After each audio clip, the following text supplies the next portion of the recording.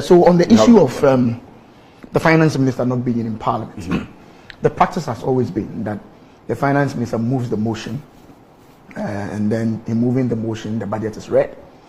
And then during the debate, the practice in parliament has been that the finance minister will be present and take notes on the issue that will be debated on. Who knows, maybe some new ideas or fresh information will come up during the debate, which can also feed into the appropriations going forward. So it's always very important to have the finance minister present. However, I think his absence this time around is not too much, it's not injurious, in the sense that we were at home over the weekend for the post-budget conference. At that particular conference, the finance minister informed leadership, including the speaker, that he has to travel to Germany on a very equally important national assignment. And so indeed, more important, I didn't say more, I said on equally important assignments. What assignment is equal to the 2023 budget? Yeah, because where he's going to, my understanding is that it's part of the whole IMF negotiations. So he had to be there. However, his presence in parliament is essentially for him to listen to divergent views, especially during the debates. And so in his absence yesterday, the chief director of the ministry was present. I also saw senior officers of the ministry present. The two deputy finance ministers indeed were part of the debate yesterday, were in the chamber. So when my very good friend Atofos raised the issue about the absence of the finance minister, everybody agreed that in practice it would have been nice and important to have the minister in the house. However, as was communicated by the majority leader and also corroborated by the speaker, the finance minister had sought permission from the leadership to be somewhere else, and that in his absence, senior officials from the ministry will be present to take notes, as was said. So I want to assure Ghanaians and everybody. Honorable, I don't want to interject, but I don't know if I could see with that. You're allowed. Yes, there's a problem with this presentation. I know the problem with this presentation. The very people who argued that only the finance minister can present the budget, only the finance minister. How can you now say that he has other assignments and he has equally important and moved away from the presentation? So why were his deputies not empowered to come and read the budget? Those who were there yesterday. You understand? So that argument which was made. The deputy ministers can read budgets. So why couldn't anybody else read the budget but him? If you argue that he's the only person who can read the budget, it has weight. And that weight must be reflected also in the argument which is made about his absence. Yeah, what I'm saying is that ordinarily his presence would have been nice. But I'm saying that he sought permission from leadership of parliament to be elsewhere. So we can deal with the budget without the minister. No, where we are now the argument that the minister ought to stay there in office until the budget is debated and the appropriation bills are passed is a useless argument. No, I think these are two different things. They are not. In my view, I think they are two different things. The minister being present for a budget debate, essentially, is for him to take notes and listen to what is going on, so he can add up if there's anything that has to add up. I don't know if I make meaning of what Uncle Kwesi is trying to say. I get Uncle Kwesi's point. The release from the majority in Parliament had been, as we have agreed to the President's request, that let the minister stay in office, read the budgets, and complete IMF negotiations. Yes. Or especially the appropriation. Yes. Which would take some 3 weeks. Yes. And we have spoken about that here. Yes. So it was a necessity, according to the majority, yes, for the finance minister to be around. First of all, read the budget and make sure that it is passed. Yes. Before every other or any other action what is happening now? Now, how is this so? No, but what that is the happening minister now, is able to leave town and leave? No, what is happening now is a debate about the policy. That's what we are doing now. We are yet to go into the appropriations, which is the estimates. And you can do that without the minister. But normally, when we are doing the estimates debate, the minister himself does not appear before the committees. For those ones, it is the sector. What is the appropriation about? The appropriation bill is narrowing it down to the items, it's the about line items. Synthesis of the debate. Yes. as it finds expression in the concrete figures and expected outcomes and so on, which is then approved, isn't it? Your English is a little bit. I'm trying to merge all that you said.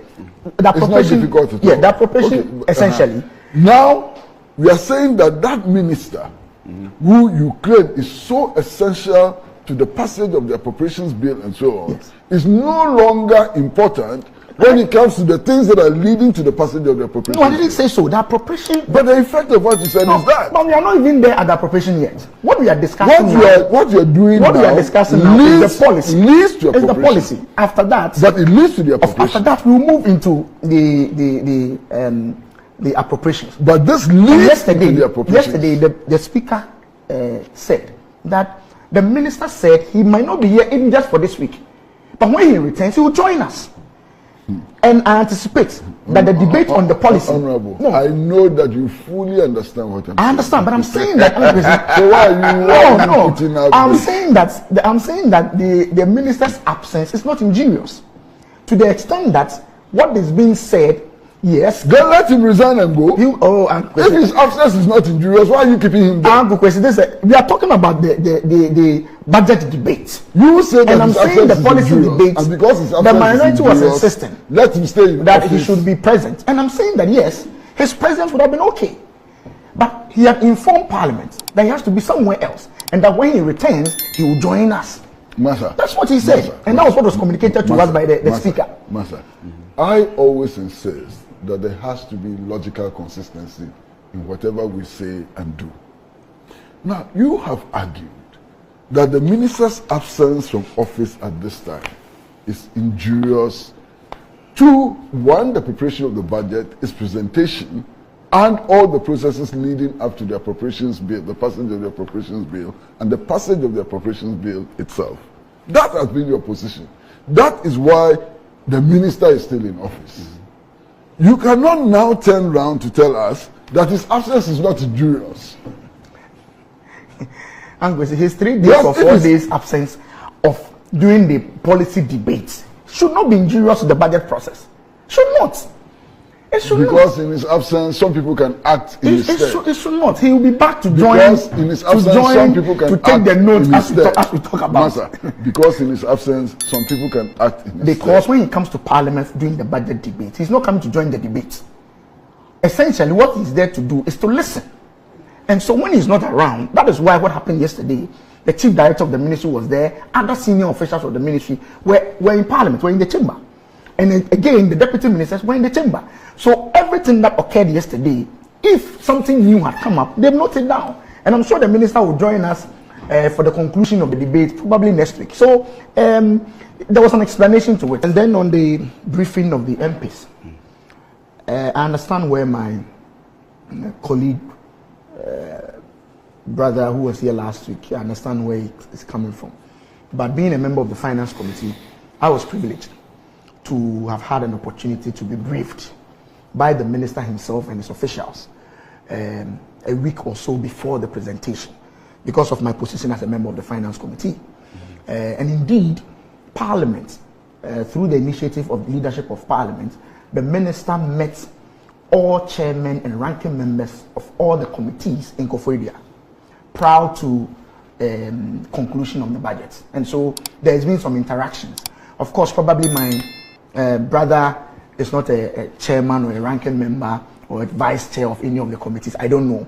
And that is why probably he was not invited to any of these briefings. But of course, if you're an MP, it's nice or right for you to be giving some heads up before the presentation of the budget, especially when you are going to be going to the media as he came here to speak to issues. So I understand him, but let me put it on record that indeed some engagement did take place, and I was privy to have been part of one of such meetings. And Angu Kwesi, the finance minister, I rarely see him with a 4x4. If you've seen him, most of the time I even see him with a Kantanka.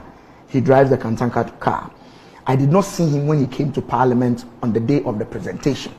And I heard Uncle Kwesi talk about the minister came to Parliament Well, I read it from the newspapers. I'm sure you've seen the stories. Yeah, but I'm saying that I didn't see it. Yes, but I'm saying that the finance minister I know, most of the times, whenever he's coming to Parliament to meet us or to do anything, he comes in a smaller saloon car, and sometimes it's a kataka, the locally made Ghanaian car, and that's what he comes with. I don't know how he came this time round, but what I know previously is that anytime I see him with a smaller car. And so, but I understand Uncle Chris's point. If you are asking us to not to drive in our 4x4 in Accra, and you are coming to make a presentation, you come in a 4x4, then it means you are defeating your policy directive. But I'm just hoping that he didn't come that way and that he came as is usual with a smaller car and all that.